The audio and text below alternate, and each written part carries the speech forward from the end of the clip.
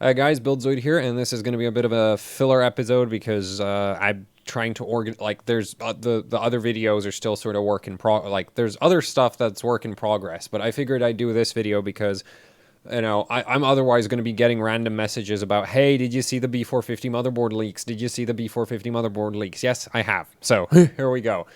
So, this is from video cards. Basically, ASRock, Asus, Gigabyte, and MSI motherboards have been pictured. So we're just gonna, I'm just gonna share some thoughts on these. I'm not gonna pass, I don't want to pass judgment, but I do want to share some thoughts. So, actually, you know what, just deal with it this way, okay? This is not super serious. This is just some things to consider. So, let's just start from the top with ASRock here, and the ASRock B450 Fatality board. Now, this thing is, it's mini ITX, and this, depending on how ASRock's BIOS works out. So, here's the thing. ASRock's BIOS does not generally have an issue of lacking features. It has an issue of lacking working features. So, like, ASRock has a tendency to include a whole bunch of settings that may or may not actually do what they should do. So, yeah, and then the other thing is that even when an ASRock BIOS works perfectly, it's clunky at best. Like, just the user experience of using an ASRock board is terrible, which is basically why I don't like ASRock boards, which is why I prefer, like, MSI or Gigabyte or Asus, because their BIOS, like, especially Gigabyte and MSI, for example, they lack in the feature department. Like, they tend to not include all of the, like, settings and not all of the stuff you want. But their BIOSes are definitely more, like, they're more easy to work. Well, okay, no, Gigabyte's BIOS is generally not easy to work with, but it's smoother. Like, once you figure out all of the quirks of a Gigabyte board, it's not like their quirks, like, you need to set things in a certain way or they don't work, or that you don't get the results you want. Whereas ASRock boards is just like the act of changing settings is often the problem with an ASRock board. That, like, not what you type in. It's the process of typing it in that's usually the clunky part, for me at least. Like, ASRock BIOS just manages to somehow feel laggy and clunky, and, you know, and I just hate it for that. But anyway, so this could probably be the best APU overclocking ITX motherboard. And a lot of people might be like, wait a minute, why would that be the best ITX APU overclocking motherboard from the B450 stuff? Well, here's the thing. This right here has a single-phase SoC VRM. It's located right above the V-Core VRM, and it's one phase. It uses a 60-amp power stage.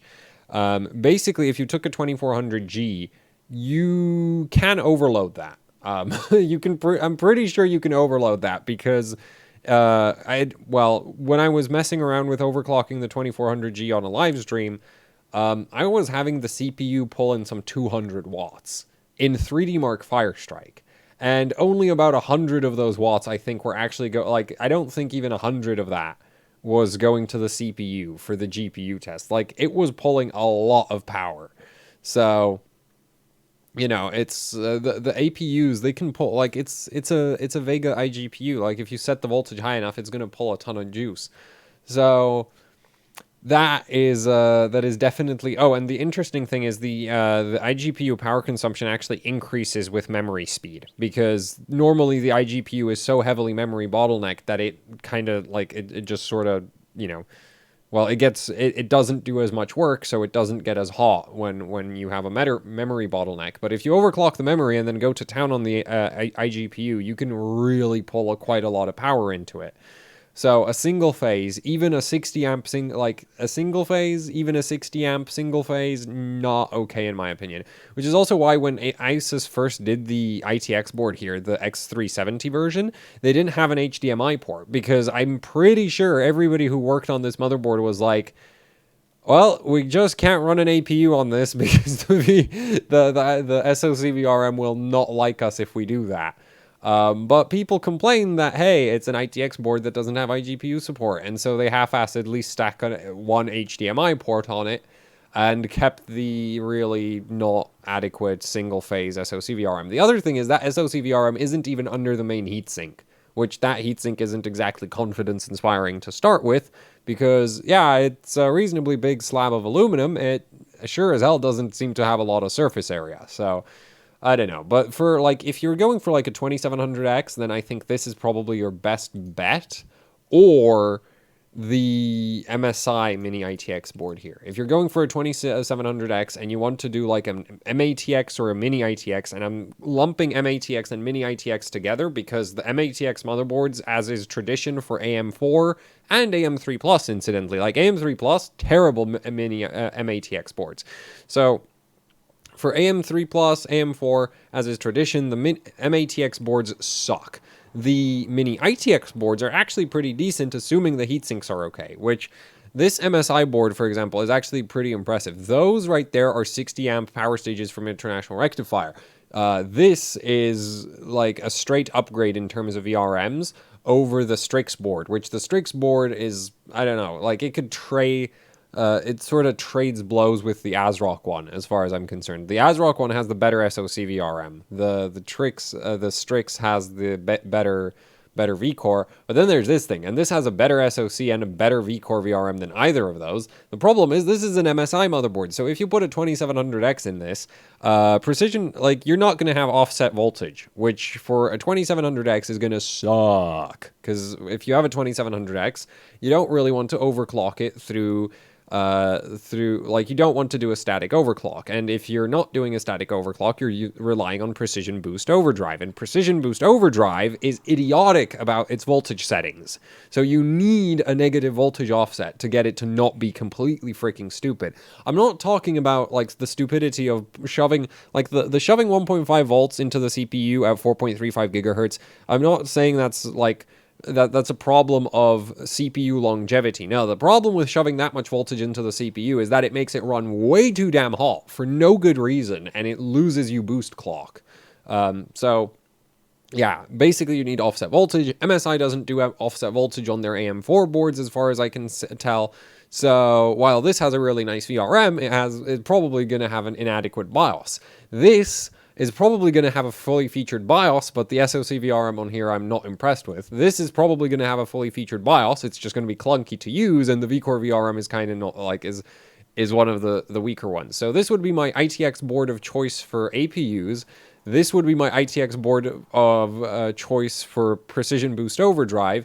And this would be my ITX board of choice if for some reason there was an ITX LN2 overclocking competition. Which, as much as I'd love that to be a thing, nobody agrees with me on that, because ITX, like, you know, it's like, well, I think that would be awesome, because ITX boards are just so small, and it's just like, oh, LN2 overclocking on a small motherboard is super ridiculous, but everybody else, like, most other people disagree on the basis that the mini ITX boards are extremely limited in terms of feature set, which is fair, but that's why I think it would be interesting, because you'd actually have to fight some limitations instead of just, you know, buying a Crosshair 7 Hero and, well, setting it to LN2 mode, and you're basically done at that point. But, yeah, so this is nicest ITX VRM, this thing. Probably the best overall round board, this thing, or the ASRock board. So, yeah, and the MATX boards from any of these companies, not worth considering. Like, this thing right here, this thing is awful. Like, the MSI, so I'm not sure how many MOSFETs are actually under this heatsink, but, I don't think it's as many as they have on the X470 Gaming Plus. And the X470 Gaming Plus was not exactly doing stellar results in terms of VRM cooling. So, yeah, also, again, MSI's Precision Boost Overdrive implementation is just kind of terrible. So if you stuck a 2700X in it and wanted to run Precision Boost Overdrive, the VRM would have a hell of a workout, because I think for 4.05 gigahertz, Precision Boost Overdrive tends to push over 1.3 volts. Which, yeah, that's gonna wreck that VRM. So, yeah, that's not great right there. And most of the other MATX boards are the same story. The B450M mortar looks like the heatsink might be big enough, but it's still, like, I'm not sure about that VRM, and I'm still not very confident in it, because MSI does have this board, and we can clearly see that they only have one high-side MOSFET per phase, whereas if you look at the X470 Gaming Plus, which is their cheapest X470 motherboard, that one has two high-side MOSFETs per phase. And I kind of get the feeling that anything with this four, like any board from MSI using 4 inductors is going to only have 4 high side MOSFETs for the 4 inductors. And that's going to cause VRM cooling issues if you start overclocking. Even like without the heatsink, this is just a disaster. Like I'd be surprised, like this I could see having issues even at completely bone stock settings where like the 2700X, instead of running Cinebench at around 3.9 to 4 gigahertz like it normally does, it would run Cinebench on this board at like 3.7 because when the 2700X boosts to that 4 gigahertz for Cinebench, it goes way over the stock TDP. It pulls like 140 to 150 watts, which this board right here would not be capable of dealing with that. So you might like that's the main concern I have with a lot of these B450 boards is like, if you stick a 2700X in these, will they even hit the same clock speeds at stock settings as X470 motherboards? Because the 2700X pulls a little bit less power than a fully overclocked R7 1700 at stock settings. So, you know, it's a very, very, like, it runs higher clock speeds, but it comes at the price of an, elevated power consumption. Now, don't get me wrong. A R7 1700 at 4 gigahertz, we're talking around 170 to 180 watts of power consumption, right? And a 2700X at 4 gigahertz, you're looking at around 150. So that's 20 watts less, but it's still a lot of power that a lot of these motherboards I don't think would be able to handle. Especially because the 2700X does that 150 watts at a much lower voltage than the 1700 does. So it'll actually pull more current, and current is the one that, current is the metric that makes all of your low side MOSFETs suffer. As well as your high side, though the high side doesn't need to deal with the current for as long, so it doesn't tend to complain as much. But basically, the 2700X is, even at stock settings, it's pretty damn power hungry, and a lot of these motherboards might have issues with that. Overall, so let's go to the ATX boards, because there I see something promising. This right here, here's the thing. MSI needs to fix their freaking BIOS because they have perfectly good boards, but it's just like, if you don't have offset voltage, PBO is borderline useless. And then it's like, this is the only full-size ATX motherboard on B450 where I'm like, I like this VRM. And the reason why I like this VRM, I've seen it before. It's the same one they have on the X470 Gaming Plus.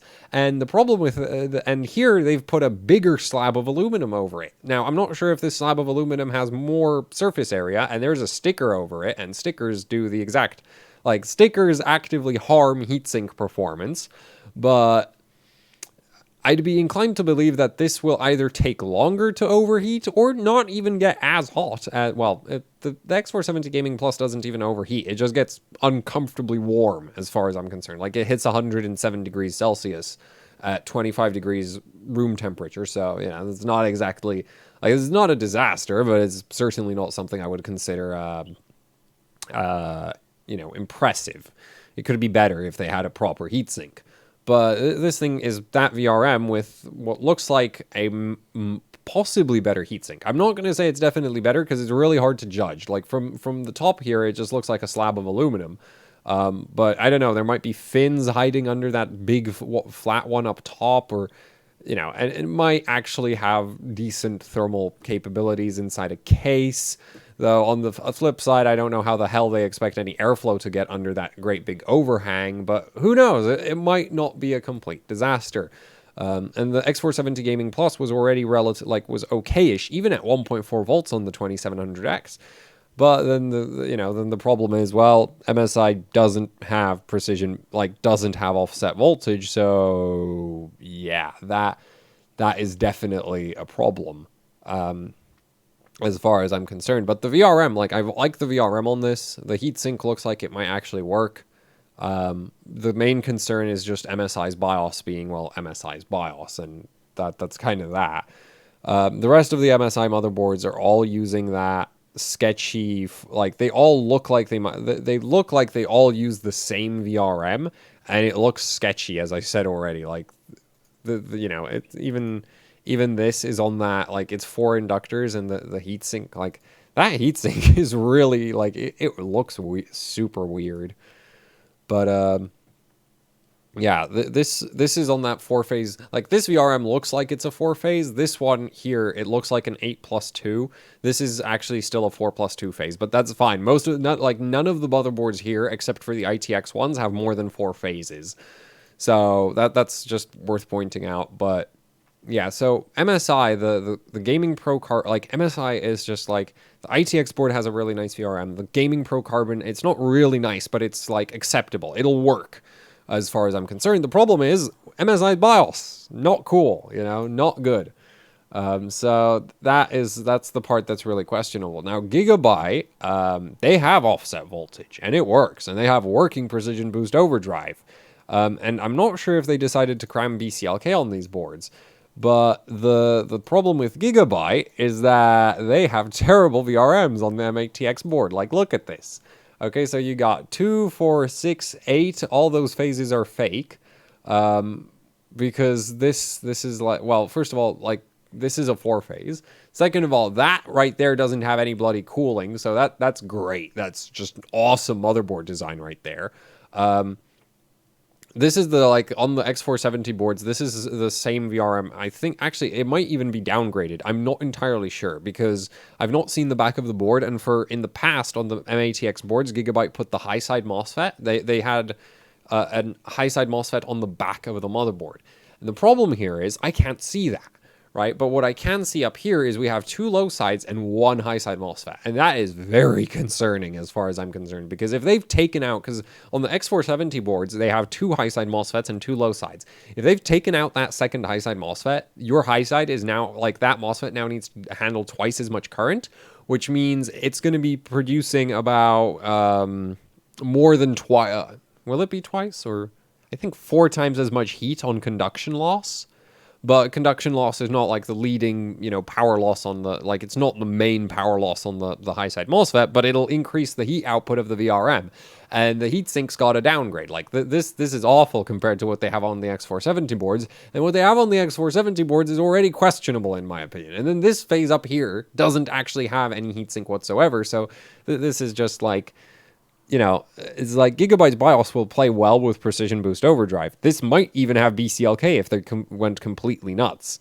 And then it has just one of the worst VRMs out of the M8TX motherboards you can get. I mean, well, there's always worse. There's the cheaper version, which just like, oh, you thought that was bad? We can make it worse.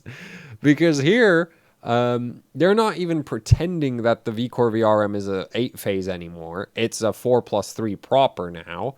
But that means they've probably dropped a lot of MOSFETs because in order to get them all to fit under that heatsink. And that heatsink actually looks like it has some surface area, except like, the increase in surface area will not make up for the fact that the MOSFETs under it are like, well, there's just not enough MOSFETs under it at that point. Now then, the full ATX motherboards from Gigabyte, bad angle, same VRM as the X470 boards. I'm not sure what the situation with the high side MOSFETs is. The heatsinks look unimpressive, to be completely honest. Would it be cool if these had BCLK support? Like, because if Gigabyte sticks BCLK support on these boards, then that would really make them, like, for Precision Boost Overdrive, having BCLK support and offset voltage control, huge difference. Like, that's basically the 2 core features you need to make PBO really worth it. Because without it, like, well, I don't know. You can live without the BCLK, but the offset voltage, in my opinion, is critical because PBO, otherwise, like, it won't boost as high as it could because it sets the voltage too damn high and starts thermal throttling. So, yeah, that's one of the issues. And this board is just like, the VRM on here, I'm just not impressed. I think, honestly, if MSI just had offset voltage, I would just tell you to get the MSI board instead of this thing. Because that MSI board actually has a VRM that I'd put some faith in. This right here, nah. Definitely nah. Moving up. You know, Asus. What does Asus have in store for us? Asus has managed to peak in the department of making heatsinks that, quite frankly, have no surface area. I mean, look at that. It's literally a flat plate. And now some people might be like, oh, look, they have some nubby little fins under that. Yeah, nubby little fins that will get zero airflow because they're covered by a great big airflow barrier right above them. So this, I think, like this I'm really not impressed by. And as far as the actual Mosfet selection goes, I'd be willing to bet. Well, I'm not actually gonna make a bet. I'm not a betting person. I don't like chances. I tend to get screwed by them. But I'd have it as a guess that the MOSFETs under there are the exact same thing they had on their B450 motherboards, except the problem is the 1800X pulls less power than a 2700X, so this is now inadequate, where, this could end up being inadequate. So, yeah, this is concerning. And those heatsinks are just awful. Like, I think these heatsinks might even be a straight downgrade from what they had on the B450 boards, which is just like I don't know, like you'd think, that every feature of a motherboard just gets upgraded like every generation. Like at any price point there should be progress. But as far as motherboard heatsinks goes, I think we've just been going backwards for the last several years. Well, Gigabyte, actually, yeah, several, we've just been going backwards. And at this point, I think we've hit peak. No, I think somebody's eventually just going to make a literal rectangle for a VRM heatsink. But this is approaching that. I mean, it's not a solid rectangle yet. There's like two little nubby fins under the big top one. But it's getting there, and one day we're going to have a heatsink which literally just has 4 sides on it. Well, no, 6 sides to it. And that's when thermal performance will cooling capabilities of the heatsink will hit a all-time low, because that's about as little surface area as you can get. So yeah, this, I mean, like the VRM is not impressive. As I said, it's probably the same thing they had on the V350s. If I remember correctly, that VRM hit like 117. Now, admittedly, it was just sitting on an open-air test bench. It wasn't in an actual case, because at the time I didn't have the case for testing. But this is just, yeah, I don't like this. Honestly, seriously, MSI makes it so hard, because it's just MSI has a perfectly good motherboard, right? They have that Gaming Pro Carbon. I like that board a lot. But then it's just but the BIOS. It's just buy the Carbon instead of this thing. And then I'm like, no, I can't say that because MSI BIOS. And it's just that is so that's so annoying. From my perspective, that is so annoying, because there's a perfectly physically great motherboard, and then it's just oh, but the BIOS. Yeah. So whereas this, I think Asus will probably have a perfectly good BIOS on this. Also, I don't actually know if Precision Boost Overdrive will be supported on B450 motherboards. If Precision Boost Overdrive isn't supported on B450 motherboards, I've not bothered to check, then MSI is the winner here. For the ATX motherboard category, MSI is the winner, because they're the only ones with a motherboard with an actual VRM heatsink, and a VRM that they copy-pasted off of an X470 motherboard. Well, Gigabyte also uses the VRM off of their X470 motherboards, but their X470 motherboard has the weakest of the... Well, no, there's Asus. Asus has... So, this board right here... Well, no, not that board. This board. So, this board is literally the X4... they have the X470 TUF, and then there's the B450 TUF. Those two boards are basically the same. They have the same VRM and the same heatsinks.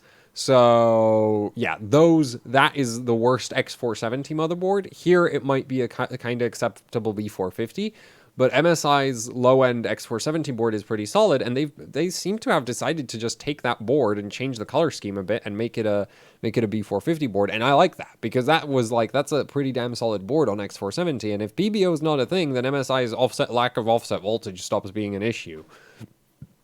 But yeah, this is just that's just a major problem. It's just if they just Like if MSI just had a better BIOS, you know, it would be so much easier. Buy that. Don't buy anything else. But okay, so let's go back to the Asus boards, right? So this thing, that's the same VRM as this thing. I mean, like, can nobody notice the similarities there? I mean, hell, the capacitor, that choke, these chokes, these capacitors, you know, the colors changed, yeah, but that choke is in the same place. That capacitor is in relatively the same place. These capacitors are like the same place. I think if you overlaid these two motherboards over each other, aligned for the memory, like the CPU socket, you would notice, like, yes, this board is wider, right? Because you have that last hole over there. But other than that, like, Asus have made the board wider. They've not actually changed the VRM. They just shifted it to the right a bit. I think. So if you align the boards by the socket and then made them transparent, you would find out that the VRMs just match physically, which basically tells you that area of the motherboard is a copy-paste. So, yeah, that's just... So, these two boards, it's like, pick your... Like, well, no, you buy this one and you get this one. Like, the same thing in the VRM department, which is why, like...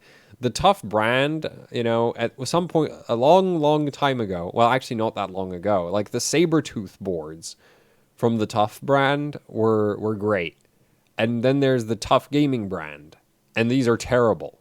You know, it's kind of like ROG and Strix. Strix is watered down ROG to the point where it's like homeopathic ROG. It has all the colors and the bling, but it doesn't have any of the actual hardware. So let's talk about the Strix here. Now, this VRM, some people might be, oh, like, this is totally a 6+2 phase. Yeah. No, it's a 4+4. Actually, no, it's not even a 4+4. It's a 4+2. Same as what they had on the B450-F board. So this is just an awful VRM. But they put better heat sinks on it. So, well... I don't know, like, I still wouldn't recommend this for a 2700X. Like, at stock, it would be fine, but if you wanted to mix PBO with it, then the VRM would probably get in the way. But a 2600X on PBO would probably be fine. But those VRM heatsinks look like they actually have some surface area for once. But, yeah, like, this board is probably going to be, like, unless this has a BIOS advantage over the MSI board, I would still grab the MSI board. So, yeah, I'm not sure. It really depends on the feature set at this point. But, like, the VRM is still... I'm not happy with it. Because it's just... I don't know. Like, also the big plastic I/O cover over the V-Core heatsink just seems like a stupid idea. Like, that thing has to...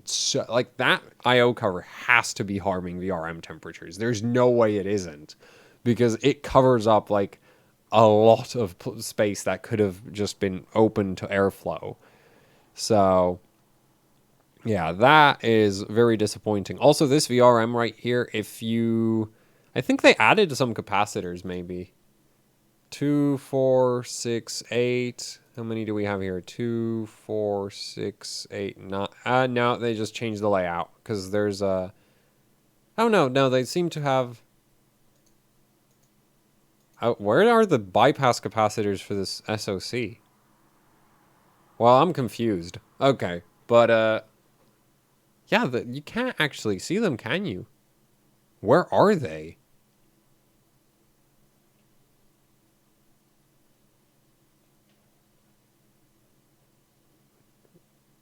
One, 2, 3, 4, 5, 6, 7, 8, 9. 1, 2... Wait, that's 8. 2, 4... Yeah, that's 8. 9, 10, 11. What the hell? I mean, I'm assuming, like, what they could have done is they could have had some of the SMD, you know, either tantalums or aluminum polymers that are sitting under the CPU mounting bracket. Like, they could have done that. Or I don't know, well, I mean, if we look here, there's some extra ceramics in this area. Like the multi-layer ceramics down here, I think, yeah, those are missing from this board.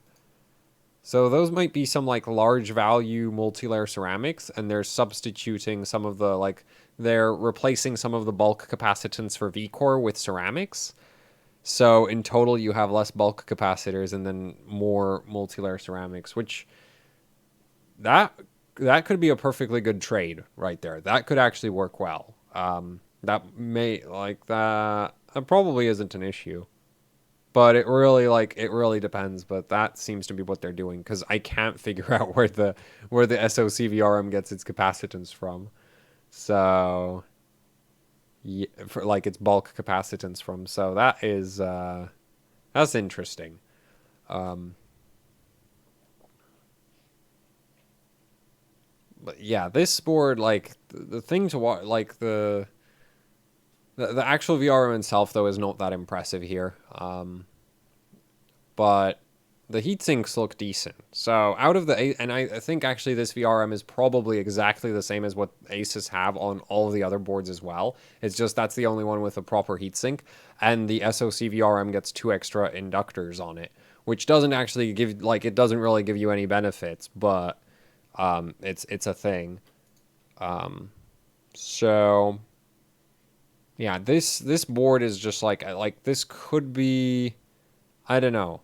Like I'm still like, assume like because I really do think the Carbon is just a straight up gaming plus in new cut, like the X470 gaming plus in a recolor with a different heatsink.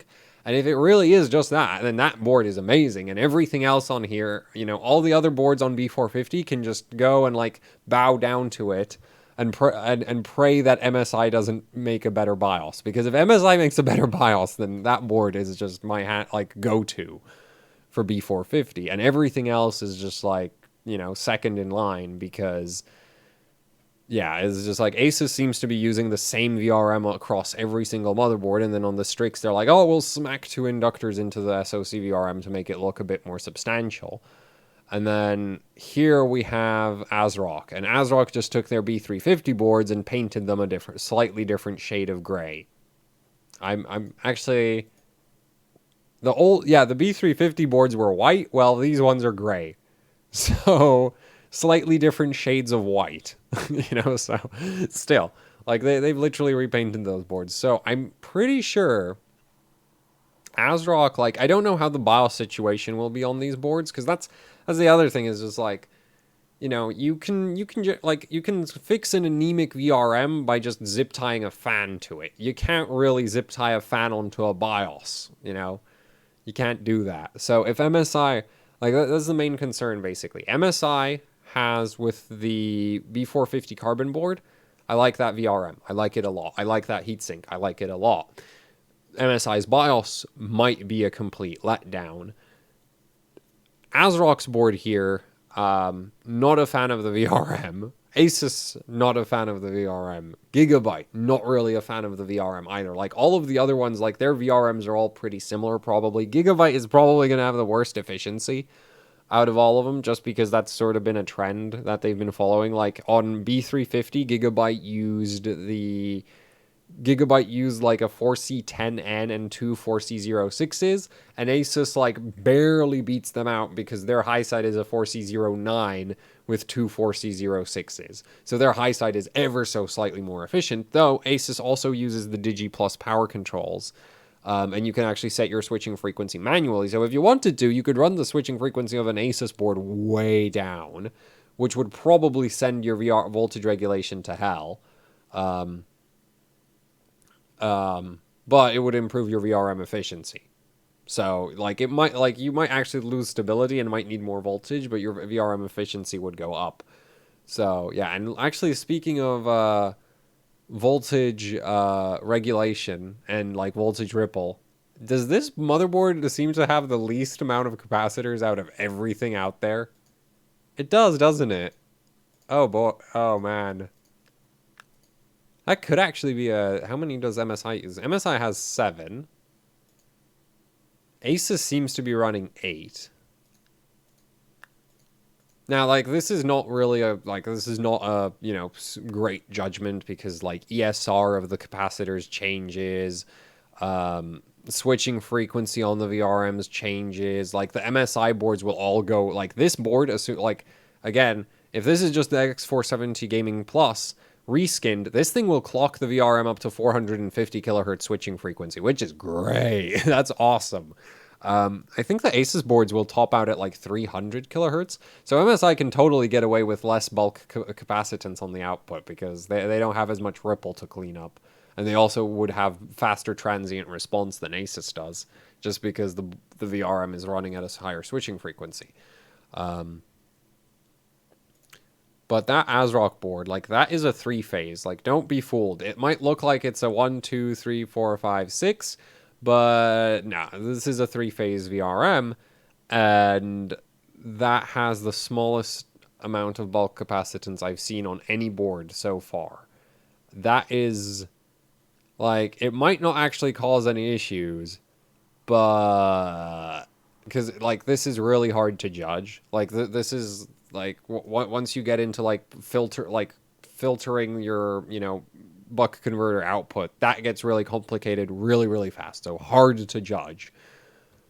But I don't really like that. Like, I'm not really a fan of using less capacitors in just quantity, because here's the thing, even if these are higher capacitance than, say, what Asus uses or anybody else uses, there's a hard limit for how low the ESR for like these can type aluminum polymers can get, and it's about 5 milliohms. So if Asus used a 5 milliohm smaller capacitance capacitor and puts 8 of them in parallel, and ASRock puts 5 of them in parallel, Asus has the lower effective ESR at that point, and that's an advantage for Asus for their VR, like their filtering. So yeah, this is just like, this might not, like, this VR might actually do okay on the thermal side though. So that's just hard. But basically, like, I'm gonna say MSI board best for like this best VRM on ATX MSI. BIOS, no idea. Literally no idea. It really depends on, like, what features B450 supports and that kind of thing. And then when it comes to the MATX boards, the mini ITX boards, the small form factor stuff, just, well, MSI wins the VRM department. I don't know how they win if they win the BIOS department. Again, that's, you know, like, I can't eyeball that from photos. And then it would be like MSI for, like, MSI hands down best mini ITX VRM, which actually, if you're running an APU, no, MSI's APU support is god awful, like, so bad. So yeah, like, MSI just needs to work on their freaking BIOS, but the board's physically really nice, especially the ITX one. Next, I would put for ITX, like, if you're going ITX APU, ASRock. If you're going ITX CPU, like 2700X, Asus, because the Asus probably has the BIOS win there. And ASRock has the VRM win for the APU. And they should have a functional, like, their BIOS shouldn't be a complete disaster. But, yeah, like, who knows? And as Gigabyte doesn't have a mini ITX board, and they have a bad excuse of a, you know, MATX board. And this may or may not have memory overclocking issues. That's another issue, is just like the one X470 motherboard I have from Gigabyte, which admittedly is cheap, has serious memory overclocking issues, which, if you're buying an APU, the APU is 110% memory bottlenecked. Like, there is never a scenario where you have enough memory bandwidth with DDR4. Like, you just can't do it. So buying a motherboard where it's like, oh yeah, the APU, like, Gigabyte's APU support is, in my opinion, pretty good. The problem is the memory overclocking kind of sucks. So it's just like, okay, so you know, you're going to trade APU core iGPU clock for memory clock, and that's not a good trade, because the iGPU clock massively increases your power consumption, because you need to raise the core voltage past a certain point. You need to start raising the core voltage. And when you start doing that, your power consumption just skyrockets really, really quick. And whereas if you just have faster memory, you can keep the the voltage to the iGPU pretty low and the frequency of the iGPU pretty low, and you're going to still get really good performance gains. So that's just, like, really hard balance there. And I actually think Asus would probably do okay in the APU department, because I'm going to like Asus doing well in the APU department, because if we look at the complete garbage motherboards from Asus, you'll notice that those two SoC phases up there have 4 MOSFETs in them. So if we look at one board from Asus right here, the B450 Plus Tough, oh, there's no VRM heatsink on that. Well, that sucks, doesn't it? I was like, oh, if it had a VRM heatsink, that would be pretty decent. Except it doesn't. So, yeah. That's just...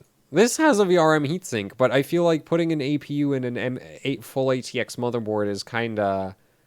It's a bit weird. You know, it's a bit weird because it's a bit too big, but... Hey, I mean, if that's what you're doing, then this board would probably be really solid for APUs, because you get that, where's that trash board?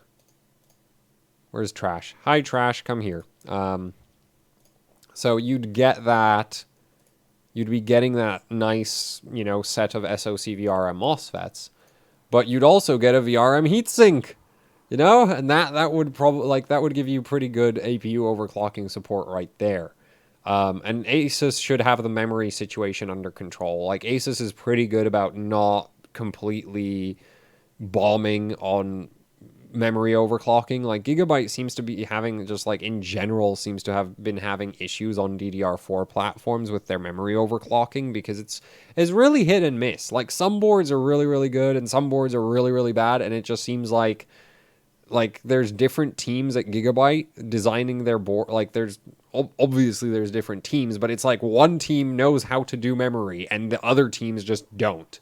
And whichever team designs, like, some of the boards just suck at memory overclocking for no apparent reason. So yeah, because you'd think like they would just recycle the same memory, like the memory setup would be the same across the motherboards. Like, the BIOS side of the memory training would be the same. The memory trace layout, though admittedly, as you lower your motherboard layer count, your memory trace layout would have to change, but I don't know. It's just like, because the Gaming 7 is pretty decent in memory overclocking. The Ultra Gaming I have has massive issues above 3200, like above 3333. And with the, so, it's just like, I can't, so if they're basing all of their B450 boards off of what they have on the Ultra Gaming, all of these boards are going to have issues above 3333. Unless for some reason they decided to screw up the memory training table, like the memory training part of the BIOS, only for their lower end motherboards, which is just like, that's a stupid ass decision. But yeah. Anyway, I'm going way off on a tangent here, but those are some of my thoughts on the B450 boards. Like, some of these boards, I'm actually concerned about running a 2700X on them.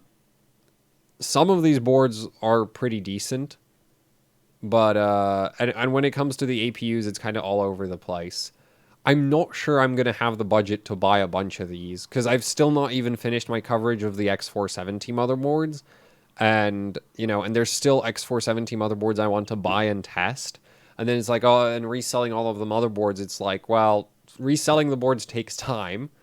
And also, I can't resell them at full price, because I do, void the warranty on every single one of them. So, that's a problem. So, I really don't know. The other thing is, I just don't enjoy testing motherboards where it's just like, everything is bad. It's like you buy these low-end motherboards and you're just sitting there like, oh, this doesn't work. This doesn't also work. This sucks. This is broken. VRM overheats. Motherboard randomly shuts down. And yeah, it's just like I definitely see a need for somebody to test all of these properly. I don't really want to be the person fulfilling said need. Especially because it doesn't pay.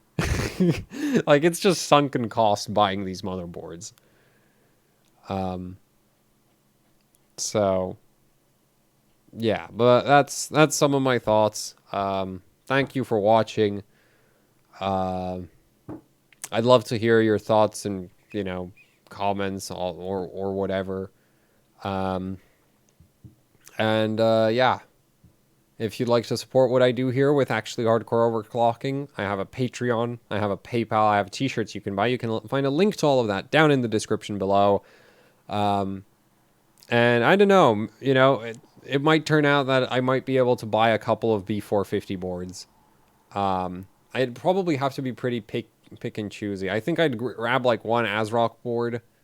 I don't really want to buy the Strix because I expect that to be kind of overpriced. And I guess I could pick up the Tough or the Plus, or... This is the thing, it's like the same bloody board, so it's just like, which one do you buy? Well, I don't know if I want to try the gaming... Here's the thing, if this is literally the X470 gaming plot, well, whatever. Like, you can see the problem. I can't buy all of the boards, so that's definitely a problem. And I don't really want to buy any of them anyway, because it's just like, they don't look even... Most of these don't look interesting. The ITX boards I'd be kind of interested in, but those are going to be expensive. So yeah, anyway, that's it for the video.